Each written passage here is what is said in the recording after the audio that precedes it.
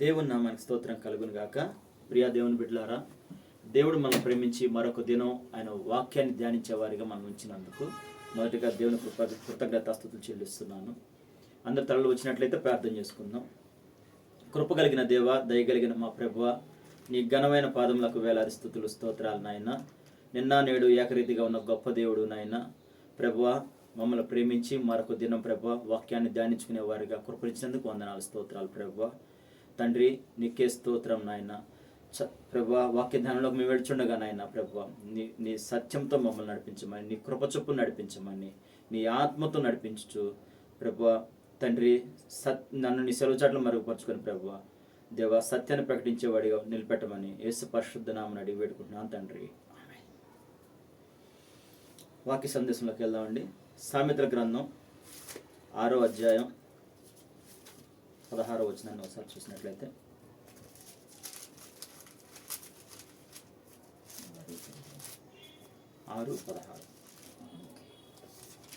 యెహోవాకు అసహ్యమైనవి 6 గలవు, 7 ఆయనకి హేయములు. చూడండి, మనుషులకి ప్రజలకు సంబంధించినవి కొన్ని ఆయనకి హేయములంట, అసహ్యములంట. అవి 7 మాత్రం ఆయనకి హేయములంట. అవి ఏమిటి అనేది మనం ఆ 17, 18, 19 వచనాలు ఒకసారి ఒక్కొక్కటిగా చదువుకుందాం. అదేమనగా అహంకార దృష్టియు కల్లలాడు నాలుకయు నిరపరాధులను చంపులు చేతులను దుర్యోచనలు యోచించు హృదయమును కీడు చేయుటకు త్వరపడి పరుగులెత్తు పాదములను లేని వాటిని పలుకు అబద్ధ సాక్షియు అన్నదమ్ములలో జగడములు పుట్టించువాడును. చాలమ్మా. చూడండి, మనుషుల చెడుతనం లోకంలో అధికమవుతుంది. వాళ్ళ అంతరంగంలోని తలంపులు, ఉద్దేశం ఎల్లప్పుడూ కేవలం చెడ్డగానే ఉన్నాయి. దేవుడు అవి హృదయ అంతరంగం చూసే దేవుడు అండి. వారి యొక్క తలంపులు ఆ విధంగా ఉన్నప్పుడు తాను మానవుల్ని ఈ లోకంలో ఎందుకు చేశానా అని చెప్పి దేవుడు తన హృదయంలో దుఃఖం కలిగిందంట. చూడండి, ఈ చదవబడిన ఈ వచనాల్లో ఉన్న ఆ మాటలు ఒక దేవుడికే కాదండి, మనకు కూడా అవి అసహ్యంగానే అనిపిస్తాయి. కొన్ని సందర్భంలో వీటిలో అన్నీ ఒకరికే మీరు మీకు ఎదుటి వారిలో కనపడకపోవచ్చు, కానీ వీటిలో ఉన్న ఒక్కొక్క మాట ఒక్కొక్క వ్యక్తిలో కనపడే ఉంటాయి ఖచ్చితంగా. ఎందుకంటే ఇప్పుడు ఈ లోకం కూడా అనేకమైన పాపలతో నిండిపోయి ఉంది. హృదయంలో ఒకటి పెట్టుకొని అంటే పెదాలతో ఇంకోటి మాట్లాడే స్వభావాలు వచ్చేసింది. అయితే ప్రియా దేవుని బిడ్డలారా, అటువంటి వ్యక్తులు ఎల్లడూ కూడా ఒక దేవుని కృపను చూడరండి. ఎందుకంటే వాళ్ళకి సత్యం అనేది, జీవవాక్యం అనేది వాళ్ళకి ఉండదు కనుక వాళ్ళకి ఇది అనుసరించకూడదు, ఇది అనుసరించిన ఒక నియమాలు, ఒక ఆజ్ఞలు వాళ్ళకి ఉండవు. ఎందుకంటే వాళ్ళు ఏదైతే అనుకుంటారో అదే చేయాలని ఆశపడతారు. అలాంటప్పుడు వాళ్ళకి ఇవి హేయములు కదా, ఇవి దేవుడు ఇష్టపడగానే భావన, స్వభావం వాళ్ళకి రాదు. చూడండి, సామెతల గ్రంథం 11వ అధ్యాయం 20 వచనం ఒకసారి చూసినట్లయితే, 11:20. మూర్ఖ చిత్తులు యెహోవాకు హేయులు, యథార్థముగా ప్రవర్తించువారు ఆయనకి ఇష్టలు. అంతేకమ్మా. దేవుడు నీ అంతరంగాలన్నీ పరిశోధించి ఏమండి భక్తిహీనుని సంపాదన వానికి మోసమే చేస్తాయి. చూడండి, మనం ఈ చదువుకున్న మూర్ఖ చిత్తులు యెహోవాకు హేయులు, యథార్థంగా ప్రవర్తించేవారు ఆయనకి ఇష్టలు. మూర్ఖ చిత్తులు అంటే మూర్ఖంగా ప్రవర్తించే వ్యక్తులు అనమాట. చూడండి, అదే మన 22వ వచనంలో మనం చూసినట్లయితే, వివేకము లేని సుందరి స్త్రీ పంది ముక్కుకున్న బంగారు కమ్మి వంటిది. నువ్వు ఎంతగా అందగత్తివైనా, ఎంత అందగాడివైనా, నీ యొక్క వివేకం అనేది, నీ ఆలోచన అనేది చెడ్డ అయినప్పుడు అది నీకు ఘనతనివ్వదు. ఎందుకంటే అవి చెప్తున్నారు ఇక్కడ, మనం చదవబడుతున్నాం కదా, పంది ముక్కుకున్న బంగారపు కమ్మి వంటిదంట. ప్రియా దేవుని బిడ్డలారా, అటువంటి స్వభావం కలిగిన వారు ఎవరైనా కనుక ఉండినట్టయితే చూడండి, నువ్వు అందగాడివి అయి ఉండొచ్చు, లేదు నువ్వు గొప్పవాడివి అయి ఉండొచ్చు, కానీ నీ స్వభావం అనేది, నీ వివేకం అనేది అది ఎలా ఉండాలంటే నలుగురు కూడా అది మెచ్చుకునే విధంగానే ఉండాలి. అలా లేని ఎడల నువ్వు ఎంత అందగత్తివైనా, ఎంత అందగాడివైనా అది వ్యర్థమే. చూడండి, సామెతల గ్రంథం 17వ అధ్యాయం 15వ వచనాన్ని,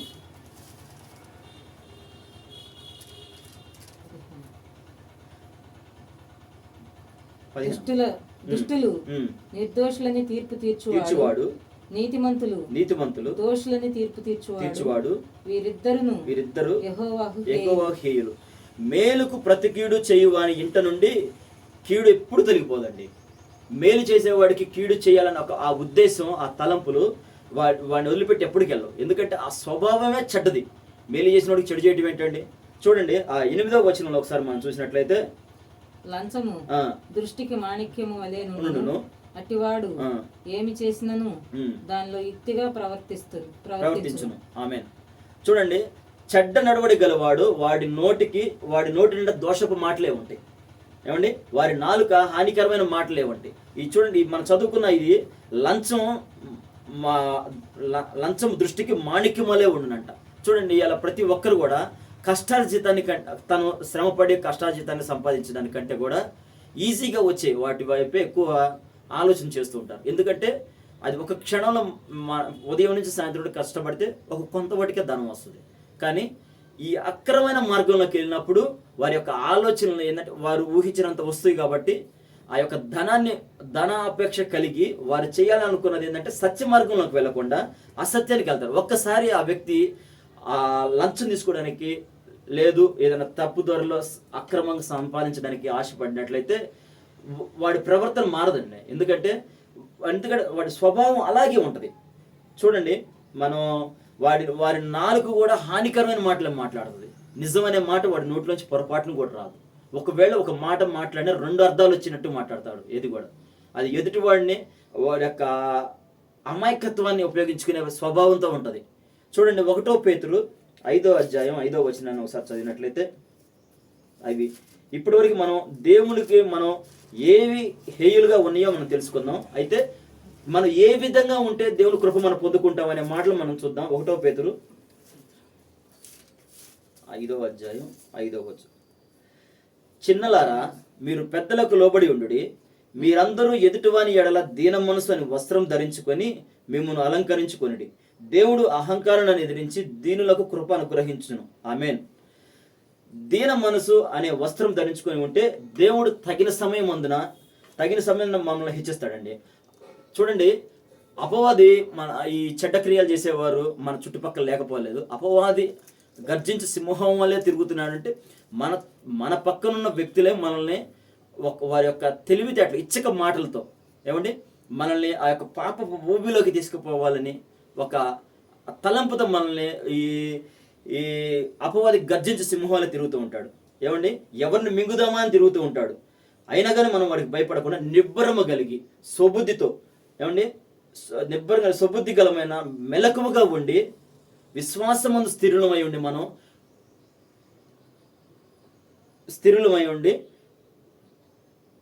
అపవాదిని ఎదిరించే వారిగానే ఉండాలి. మనం చూడండి, మన దీన మనసు దీన వస్త్రము అనేది ఒక వాక్యం ద్వారానే మనం పొందుకోగలుగుతామండి. మనం ఎదుటోడు ఎంత దుష్టుడైనా మన ఓర్పుగా జయించుకుంటాం. ఆ దీన మనసు, ఆ యొక్క జాలి గణం అవన్నీ మనలో ఉండిపోవాలి. అదేవిధంగా మనం చూసినట్లయితే యోబు మాట్లాడుతున్నాడు. చూడండి, యోబు గ్రంథం 29వ అధ్యాయం 14వ వచనం,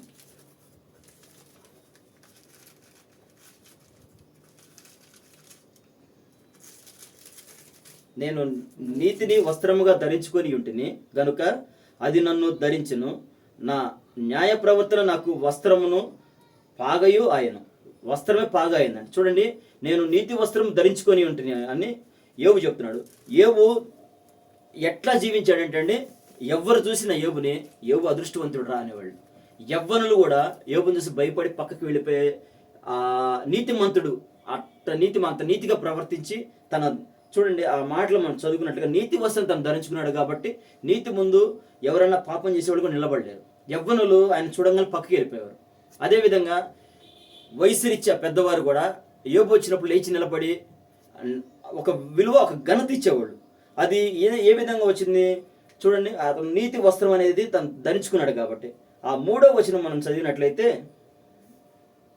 అప్పుడు దీపము నా తలకు పైగా ప్రకాశించెను, ఆయన తేజము వలన నేను చీకటిలో తిరుగులాడుచుంటిని. ఆమేన్.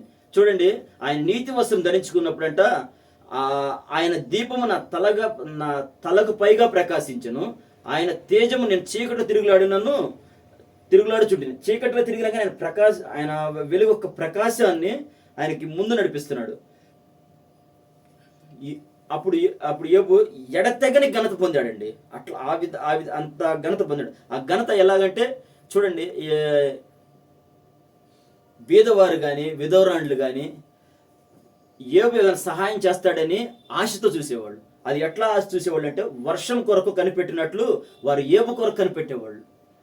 అటువంటి దీన మనసు కలిగి మనం చదువుకున్నట్లుగా ఆ 14వ వచనం చూశారు కదా, నీతి వస్త్రం అవి ధరించుకొని ఉండటం వలన యోబుకి అంత ఘనత అనేది వచ్చింది. చూడండి, యెషయా గ్రంథం 66వ అధ్యాయం 2వ వచనాన్ని చూసినట్లయితే, లాస్ట్ అధ్యాయం అమ్మ. అవన్నీ నా హస్తకృత్యములు అవి నా వలన కలిగినవి యెహోవా సెలవిచ్చుచున్నాడు. ఎవడు దీనుడై నలిగిన హృదయము గలవాడై నా మాట విని వణుకుచుండునో వానినే నేను దృష్టించుచున్నాను. ఆమేన్. మన క్రియలు మన తలంపులు దేవునికి తెలిసే ఉంటాయండి. ఎప్పుడు కూడా మనం హృదయంలో మనం ఏదైతే మనం చేయాలని ఆశిస్తామో దాని వెనుక నాకు దురాశ మనిషిగా నీకు ఎదుటి వ్యక్తి తెలియకపోవచ్చేమో కానీ దేవుడు హృదయాంతరంగం ఎదిగిన వాడు. ఆ 22వ వచనాన్ని మనం చూసిన దాంట్లో 22వ వచనాన్ని మనం చూసినట్లయితే, నేను సృజించబో క్రొత్త ఆకాశమును క్రొత్త భూమియు లయము కాక నా సన్నిధి నిలిచినట్లు నీ సంతతి నీ నామమును నిలిచి ఉండును. ఇదే యెహోవా. చూడండి, దీన మనసు కలిగి మనం నిలుచున్నప్పుడు దీనులపై దేవుని స్వరాన్ని దేవుని మాటను మనం విన్నప్పుడు ఆ కొత్త లోకం ఆ కొత్త భూమిని మనకిస్తానంటున్నాడు. మనం చూడగా మన ఆ కొత్త భూమి మనం చూసినప్పుడు ఆ కొత్త లోకాన్ని మనం చూసినప్పుడు మన హృదయాలు ఉల్లాసంతో నిండిపోయి ఉంటాయి. మన ఎముకలు మన కీళ్ళు లేత గడ్డి మొక్కల వలె ఉంటాయి.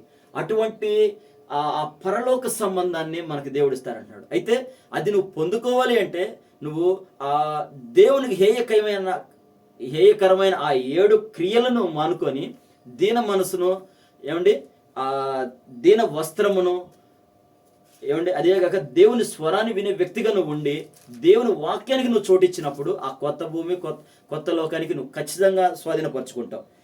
ఎఫెసు పత్రిక 5వ అధ్యాయం 21వ వచనం.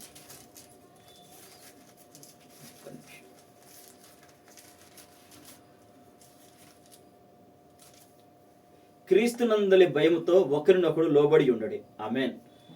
ప్రియా దేవుని బిడ్డలారా, క్రీస్తుని మనం లోబడి ఉండాలంట. దినములు చెడ్డవి గనక మనము సమయము పోని ఒక సద్వినియోగం చేసుకోవాలి. అదేవిధంగా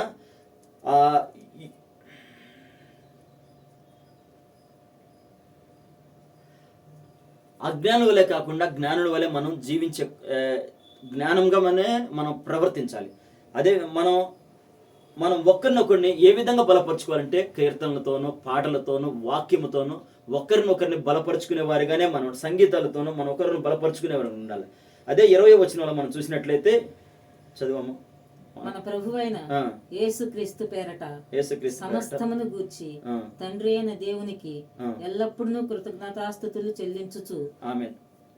మన ప్రభువైన యేసుక్రీస్తు పేరిట సమస్తము గూర్చి తండ్రి అయిన దేవునికి ఎల్లప్పుడూ కృతజ్ఞతలు.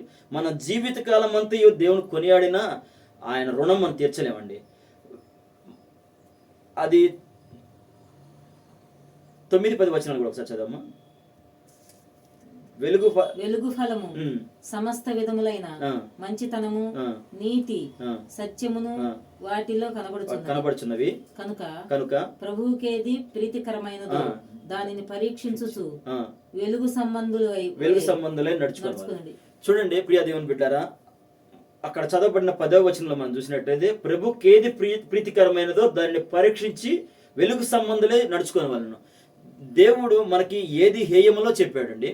మనలో ఏమి ఉండకూడదో కూడా మనకు ఆ 7 క్రియలు అనేవి మనం మొదట 6వ అధ్యాయంలో 17, 18, 19 వచనాల్లో మనం చూసాం. అదేవిధంగా మిగతా వచనాల్లో కూడా దేవుడు మనకి ఏమై కలిగి ఉంటే దీన మనసు అనేది వస్త్రముగా ధరించుకోవటం, దేవుని స్వరాన్ని వినటం, ఒకరినొకరు ఆదరించుకోవటం, అది ఏ విధంగా అంటే కీర్తనలతోనూ పాటలతోనూ ఏమంటే సంగీతంతోనూ ఒకరినొకరు ఆదరించుకుంటూ ఉన్నప్పుడు ఆ కొత్త భూమి కొత్త లోకాన్ని మనకి ఇస్తానని చెప్పని దేవుడు చెప్తున్నప్పుడు ఏమండి మనం చూద్దామా మన మూలవాక్యానికి కాడికి వద్దామండి. సామెతల గ్రంథం 6వ అధ్యాయం 20-21. నా కుమారుడా నీ తండ్రి ఆజ్ఞను గైకొనుము, నీ తల్లి ఉపదేశమును త్రోసివేయకుము, వాటిని ఎల్లప్పుడూ నీ హృదయమునందు ధరించుకొనుము. ఆమేన్. చూడండి, తండ్రి ఆజ్ఞను తల్లి ఉపదేశమును ఎన్నడూ త్రోసివేయకూడదండి. ఎల్లప్పుడు హృదయమునందు ధరించుకొని అవి మెడ చుట్టూ వాటిని కట్టుకోవాలంట. అవి ఎందుకు కట్టుకోవాలంటే ఈ ఆజ్ఞలను వినటం వలన ఈ లోకంలో చూడండి చెడ్డ స్త్రీ యొద్దకు పోకుండా అవి నిన్ను కాపాడతాయి. పరాయి స్త్రీ ఇచ్చక మాటల్లో నిన్ను ఇరికించకుండా అవి కాపాడతాయి. మనం చూసినట్లయితే కొన్ని ఈ లోకానుసారంగా కాకుండా సంసోను ఏమండి తను ఒక స్త్రీని ప్రేమించి తన మాటల్లో పడి తనను ప్రేమించడం వలన తనకున్న ఆ యొక్క శక్తిని గురించి తెలియపరిచేశాడు. కానీ ఎంత దీన స్థితిని వాళ్ళ చేత కొట్టబడి ఏమండి ఎంతమందినైనా సరే ఒంటి చేతితో కొట్టగల శక్తిమంతుడు దేవుని దయ ఉన్నప్పుడు ఎప్పుడైతే తనకున్న బలహీనతని తనకున్న ఆ కృపని తనకు తెలియపరిచాడో తన వ్యతిరేకులు చెప్పి తనకి ఉన్న ఆ తల వెంట్రుకలన్నీ కొరికించేయటం వల్ల దేవుని శక్తిని కోల్పోయాడు. ఇవన్నీ ఇప్పుడు మనం చదువుకున్నట్లుగా తండ్రి ఆజ్ఞలను తల్లి ఉపదేశాలను మనం గైకొన్నప్పుడు వీటిలో నుంచి మనం పడిపోకుండా జాగ్రత్తగా నడుచుకోవడానికి మనకు ఒక ఆలోచన విధానం అనేది మనకి ఎప్పుడు కూడా మన హృదయం తెలియపరుస్తుంటుంది. అది మొదటిగా నువ్వు వినాలి. నువ్వు వింటేనే కదా ఇవి నీ హృదయంలో ఫలిస్తాయి. వినకుండా నువ్వు ఫలించటం అంటే జరగదు కదండి. ఆ 22వ వచనం మనం చూసినట్లయితే నీవు త్రోవను వెళ్ళినప్పుడు అది నిన్ను నడిపించును, నీవు పడుకున్నప్పుడు అది నిన్ను కాపాడును, నీవు మేలుకొన్నప్పుడు అది నీతో ముచ్చటించును. ఆమేన్. చూడండి, మన త్రోవను వెళ్తున్నప్పుడు కూడా అది మనం అనుసరించి ఉంటుందంట. ఏమండి, మనం నడిపించినప్పుడు నీవు పడుకున్నప్పుడు కూడా అది నిన్ను కాపాడుతూనే ఉంటుందంటే అంటే సత్యమైన మాటలు మనం అనుసరించినప్పుడు, మనం సత్యంగా జీవించినప్పుడు మన యొక్క యథార్థత మన జీవితాన్ని మనకి ఎన్నడూ కూడా ఏమండి మన జీవితానికి ఒక వెలుగై ఉంటుంది. మనం అంధకారంలో నడిచినా కానీ వెలుగై మన ముందు నడిపిస్తే, మనం యథార్థంగా నీతిగా ఉన్నప్పుడు అరణ్యంలో వెళ్ళినా సరే మనకు త్రోవలు కలిగజేస్తాడు. ఈ మాటల ప్రభు మన హృదయంలో ఫలింపజేయందుకు గాక. ఆమె తలలో వచ్చినట్లయితే ప్రార్థన చేసుకుందామని. కృప కలిగిన దేవ, దయగలిగిన మా ప్రభు, నీ ఘనమైన పాదములకు వేలాది స్తుతులు స్తోత్రాలు నాయన. తండ్రి, మరొక దినము నీ వాక్య సందేశాన్ని ప్రభు ధ్యానించుకుని కృపనిచ్చినందుకు వందనాలు స్తోత్రాలు ప్రభు. దేవ, నీ విధులు నీ ఆజ్ఞలు నమ్మదగినవి నాయన. తండ్రి, అవి మా హృదయంలో ప్రభు నిత్యం ఫలించుకునే కృపనివ్వమని ప్రభు చెప్పబడిన ఈ లేఖనాలు ఈ మాటలు నాయన ప్రభు తండ్రి త్రోసివేయకుండా ప్రభు హృదయంలో ఫలించుకునేలా కృప చూపించమని యేసు పరిశుద్ధ నామమున అడిగి వేడుకుంటున్నాను తండ్రి.